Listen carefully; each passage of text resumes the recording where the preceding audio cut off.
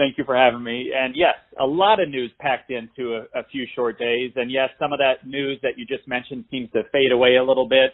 But if we need to start somewhere, we certainly can start with a few things. Well, obviously, the speech that he gave that was Reaganesque, of course, in Poland.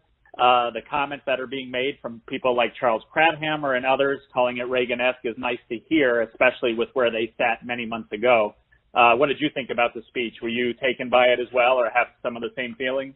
I was impressed by it. I know better than to really pronounce where a speech stands in terms of history within 4 days of when it is given. I don't know if people thought the Gettysburg Address was that big a deal when it was given.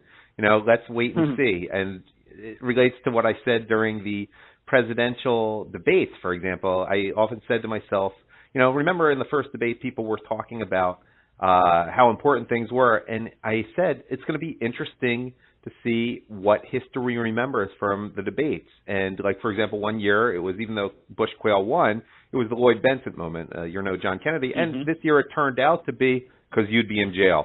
And we just didn't know that at the time. So that's my long-winded answer to your question. But I thought it was a great Well, thank speech. you. It was. I think the world took it in the most pleasant way as representing all of what each country should be stand for, their freedom and sovereignty of their nation. So it came across well internationally. And as you said, the Thursday news seems to fade away a bit, but some other things happened since.